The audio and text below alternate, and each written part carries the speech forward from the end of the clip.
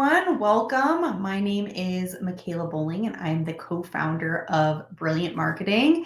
And really excited for today. We're going to be talking about the missing piece to your B2B sales and marketing strategy, which is research. Have our amazing senior strategist at Brilliant Marketing and the CEO of the Frause Group, Bob Frause, here with us today. He's owned multiple marketing and PR agencies and knows firsthand how important research is to the success of any company or organization. And so what we're going to be talking about today and touching on are some examples of a successful and failed campaigns and how research is a part of that, what happens after research is complete, and how to know when to invest in research. But first, I'd love, Bob, for you to tell us a little bit about you and your career, where you're from. All the above. Really, thanks, Michaela. So I'm Bob Frause, an accredited public relations practitioner and also a fellow in the organization Public Relations Society of America and the CEO of the Frause Group. And I started almost 50 years ago, I guess, in PR,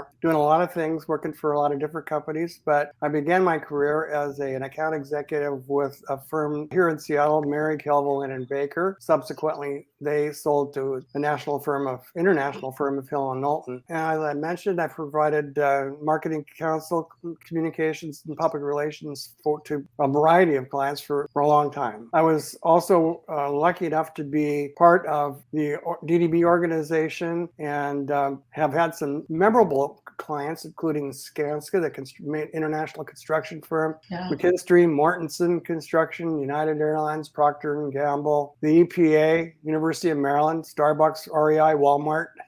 Enough of that. A lot of good clients, and they were all fun to work on too. And I'm part of my, I guess, cultural upbringing was I was Jesuit trained as an ethical communicator and morally sound business strategist at Seattle University, my alma mater, and I have a BA in journalism from CLU. After college, I became an officer in the United States Army, ROTC, of course, during Vietnam, and rose to the rank of captain.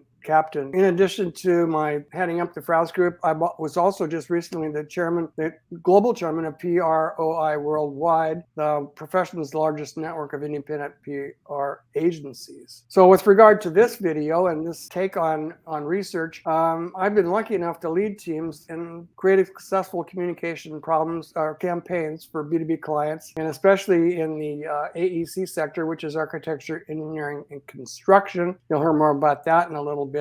Also in the environmental area too. I think we had a variety of environmental clients, and research was always a major component of what should we do, how should we spend the public's money, and then with regard to B2B companies, brand perception research, using qualitative research techniques is always a big factor in us helping clients assess their current brand image. I think you could do research using quantitative methods, but I always prefer to take the quantitative results and then test them with qualitative, which would be specific questions to clients themselves, as well in an internal manner, as well as external forces, to find out exactly how people view somebody's current brand. And that's called a brand image, and not to be confused with brand identity, which essentially is what you want people to think about your company and your brand. And what people think and what you want, there's a big delta in there, and that's where the execution of meaningful marketing programs and communication programs will help you get from point X to point Y. Yeah, that's such a good point, the difference between brand identity and brand image. And, I love that. What you want as a company and what you want to be known for may not be what you actually are known for because of certain factors that are going on. So I really love that distinction there. Well, Bob, you have such a wealth of knowledge and experience, and it's been so fun to work with you over the past few years as a consultant with Brilliant Marketing. We've gotten to work on some fun projects. But one of the things that we always hear when we work with B2B companies. They come to Brilliant Marketing and we help them optimize their marketing and branding some way. And the common problems that we've talked about that they come to us for is, they want to know what marketing channels to prioritize, if their branding and messaging is hitting the mark, and if it isn't, why. And then, or they want to kind of develop a specific campaign around a new service or product that they have. And the first thing that we ask them when they come to us is, do you have any research on your market or on your audience? And the answer is usually no. And so when we say we need to do that research on their audience, on their market, they oftentimes push back and say, we already know who our audience is. We already know our market. And so, you being in the industry so long and knowing the importance of research, what would you tell someone like that? Like, what's kind of your rebuttal for that? Well, the rebuttal is, I think research is the foundation of any good execution, any good marketing plan, B2B strategies out there. You really don't know. I mean, it's easy to say, well, let's just create a plan. But if you don't really know what the factors are out there that might influence it with regard to either positive or negative influences, research is important. And I always tell clients that ask that question, don't skimp on research. Yeah. And there's secondary research that you could go with and have somebody at your firm go in and do some, but to do primary research is really important because it's the base of everything. There's 4 steps to successful outcomes: research, planning, execution, and measurement. And all of those 4 items are the key to doing a really well thought out plan, and then to see if it worked. That's the measurement part. People try to cheap out on research, but I would recommend against it because the most successful plans, the most successful things that have happened are due to really solid research. It really helps in the marketing sales environment. Most companies think they already know where they are, but if you're not number one, then you want to be number one. And so how do you get to be number one? And one of the things that we always ask companies to sort of start with is, what is your key unfair business advantage?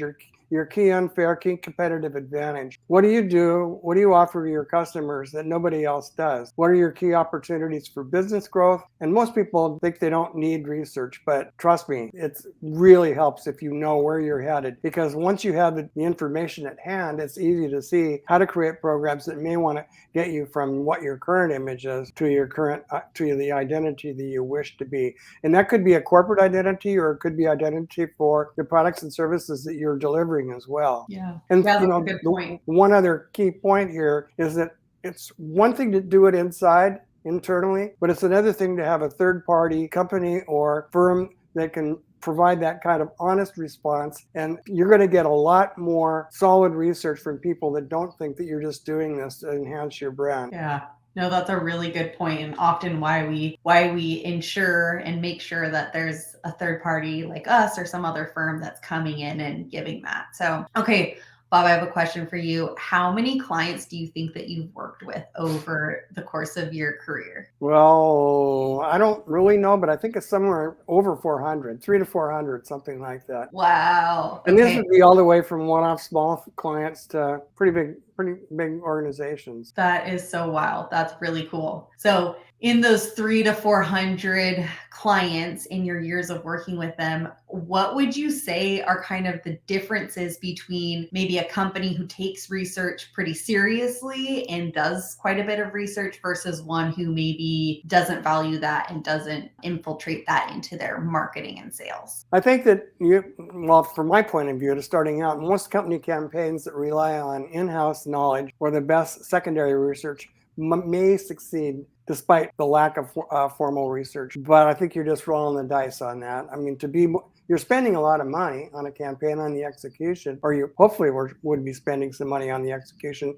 Why take a shot in the dark when you really can have actually good information that's going to help you develop the right kind of plan, execute it, and then measure it to see how it went at the end of the day. That measurement will allow you to readjust sort of your program, your campaigns, and move forward. It really makes great sense. And it really works well too. Yeah, that's great. I love the image of like rolling a dice. Like, you can have great creative and all of that, but if you don't really have the research to back it, you're kind of taking a shot in the dark. So what do you have any specific examples of research that has informed really good strategies at some of the companies that you've worked with? Well, we've got a lot. One that comes to mind, though, is a firm by the name of Skanska. A lot of people may be aware of. They're one of the largest international construction companies in the world. They're headquartered in Sweden. We were lucky enough to represent them here in Seattle after they purchased a construction company. And, essentially their brand was unknown. And we worked to make the crossover between what people thought of the old brand and the new one, and, well, the new owner. And so one of Skanska's acquisition strategies was to buy companies around the United States to build up their building division and their civil division. And so the problem was that not a lot of people in the industry really were aware of what Skanska was doing. So we essentially used qualitative research capabilities to develop brand consolidations among their message and common messaging between their building, civil, infrastructure development divisions. And we did this not only just in the Seattle area, but we did it nationally for them, which ended up being a lot more than just, fill out a survey monkey or quantitative research. We called probably 300 key players in those arenas throughout the U.S., public officials, other, developers that were thinking about building buildings, just to find out where Skanska's brand fell and how their brand added up, or was it growing with regard to people's perception of the company that they just purchased. And all of that helped them steer their marketing communication activities, not only in Seattle, but throughout their offices throughout the country. And I think it really drove a really good, now their brand is pretty ubiquitous. They also have a development division that just goes out there and builds their own structures on their dime. So I think they've come a long way, and we helped them get there. Wow, that's super impressive. How was it doing 300 phone calls? That is a lot. Well, we divided up the list. I had 10 account people with their list, and they had to call them up. And the survey question was about 20 minutes long. So it took us almost a month to do 300 calls, but we did. And then a lot of them, essentially people aren't there. You got to make appointments, and it's a lot of work. But I tell you what you get out of it is really good stuff. You get great accolades. They aren't doing this or they aren't doing that, or I don't like Joe. I think Joe's really, the wrong person for the company. You get everything, and you can then essentially take a look at it and say, okay, well, here's some of our problems. What do we need to do about it? And that's when you start to develop the long-range plan. And in this case, it was essentially reconstructing their brand, or at least getting their brand image into something that they really wanted, which was a new brand identity. Yeah, so impressive. Just with our small agency, we, working on small research projects, we call maybe 10 people. So 300, that's amazing to be able to get that spread of data and everything. Okay, one of the campaigns I want to talk about, because it's one of my favorite ones that you worked on, was the dog waste cleanup campaign for Seattle. And it was super successful. And so I do have a little video that we can add to our thing right here. It's a PSA, so I'll just play a few seconds of this. We got to bag it up. I like the way you walk it. Don't do it.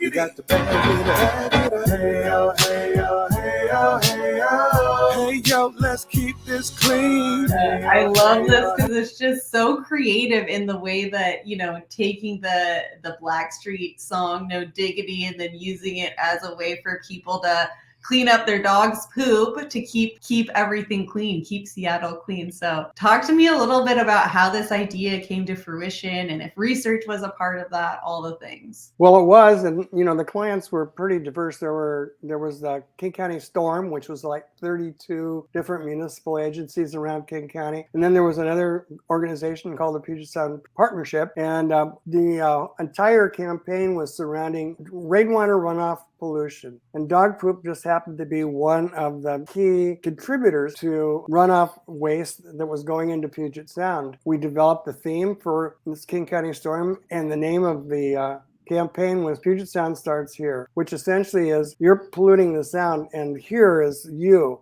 Each individual has a responsibility, and one of them was a lot of pet waste was around a lot of the parks. And so one of the big initiatives was to make sure that people knew that they had to pick up their pet waste if they were walking their dog. And then we provided all kinds of plastic bags and things that they could find or use or buy to do this. And it was a campaign, I think, that was pretty funny. We got first year of the campaign, maybe even a little bit less than that. We had 248,000 hits, and this was back in 90. Well, no, it was in, I think it was 2012. In any case, it was a funny campaign, tongue-in-cheek. People liked it. And our measurement and the outcome at the end was there was a 26% awareness just 18 months after the campaign was implemented. The website had 40,000 hits, seen by more than 88,000 people, and that's just on the website. And this is including fertilizer and chemical waste were also part of the whole program too. So there were a lot of angles, and dog duty was just one of them. Yeah. Our research really helped us identify what would motivate people to do this, and so we used a lot of tongue-in-cheek stuff that got people talking and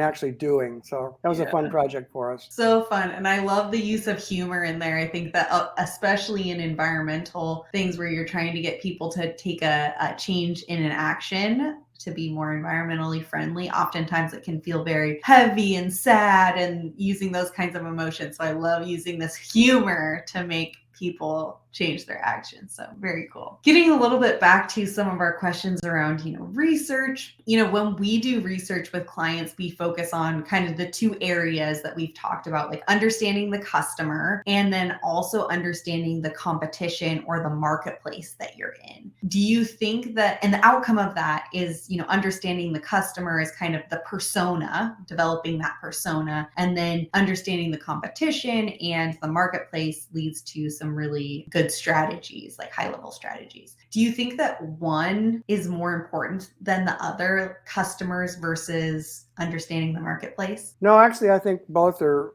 as important, as well as one other factor, and that's getting an accurate picture of yourself at your company. I mean, essentially, it's one thing to have an accurate picture of who you're trying to influence, and it's even, as important to understand the competition and what they're providing. But there's a lot of other things in the middle, and that's what do you want? What you want is X. And that's your identity, what you want people to associate with your brand and the product itself. So you've got to ask a lot of questions, and then you've got to say, well, when you're developing the plan, what will help us get from point X to point Y? Is there something in the mainstream today in terms of what people are aware of that we can use to launch a new program that will help people understand why our product is better or our company is better in providing those kinds of products? It's back to the old, what is your unfair competitive advantage? And you need to roll on that one. That's really important. Yeah, that's great. And you touched on this in the beginning during your intro. You talked a little bit about,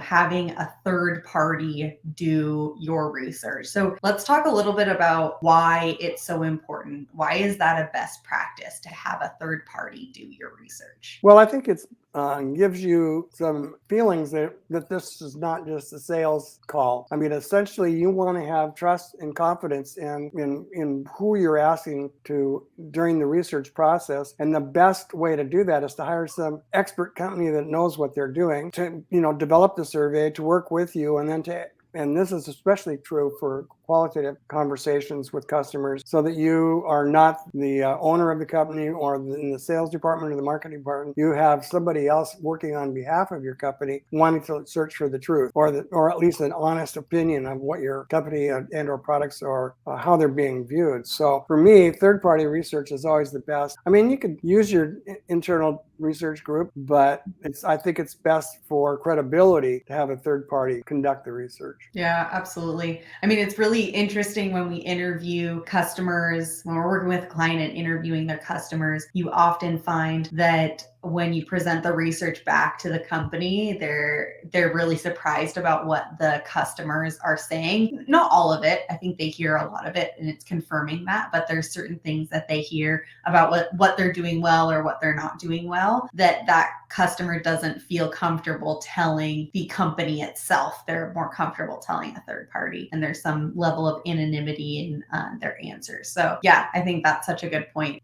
One thing I wanted to talk about too is, the people doing that research really become amazing business strategists too for your company. When I first got into marketing, I thought that it was all about, social media and design and the creative. And as I got deeper and deeper, I really realized that strategic marketers are some of the best business strategists that I know. And the reason for that is because they have to do all of this research. They have to look at the business as a whole. And in order to position that brand and do a great marketing campaign, they have to use that research, that thought, that insight to be able to create those strategies. So that person that does your research is just a really great partner in helping you with your helping you guide your business. Well, I've worked with a number of local research companies and national ones as well. The thing that I always look for is, number one, who's going to be doing it and what do they know about me and my product? And are they familiar with architecture and engineering and construction, or are they just a research guy or woman? Yeah. And the more that they know about, especially in qualitative research, the more that they know about customer or the client is doing, the easier it is for them to talk to people. So when they call somebody up and somebody uses a lot of jargon within that industry, you can ask the first question, but essentially it gives you flexibility in asking additional follow-up questions that aren't necessarily on your questionnaire. That part of research is like 10 times even more provides more insight than if you just had a questionnaire and you just address that. So being able to talk business while you're doing research and then probe further is really important. That's why I always look for people that know that industry before I even hire them. Yeah, that's a great point. Okay, to kind of wrap up some of the last questions, when do you think is the right time to invest in research for B2B companies or organizations? Well, if you're going to launch a new product or refresh a new brand or something like that, I think you should do research before you even start on planning on what to do. Also, I think annual research is also a huge benefit. So at the end of each year, take a look at sort of how you've done, what your current brand image is, and how it stacks up against what we're seeking with regard to people's thoughts about your brand identity. So annual research it should just be an automatic budget number every year. That's great. And then I'd love to end by asking, what have been some of the biggest lessons learned for you after spending like 40 years in the industry? Well, the biggest as far as I'm concerned, are detail. The more detail that you can put and the more research and strategic development and creative execution or tactical implementation, attention to detail delivers success. Attention to detail delivers success. It's really important. You just can't whip through something. You've got to pay attention, and you've got to also say, what we just thought of and executed isn't working. We need to go back to the drawing board and do some more thinking about this. Don't be embarrassed about making mistakes. I mean, everybody makes mistakes all the time, but the more detail that you put into whatever you're doing, the better the outcome, no doubt. I love that. You definitely live and breathe that detail-oriented mentality. So, well, thank you so much for talking with us today, Bob. Thanks to everyone who could join us. And just to wrap it up, kind of my key takeaways is that research is really the foundation of good marketing and sales. So, if you're a company that is struggling right now with that aspect of your business, I'd really encourage you to kind of take a step back, spend some time on research so that you can then take your organization to the next level and figure out the right strategy for you. And I will put in the comments ways that you can connect with us and watch further webinars and videos from us and keep in touch. Thank you.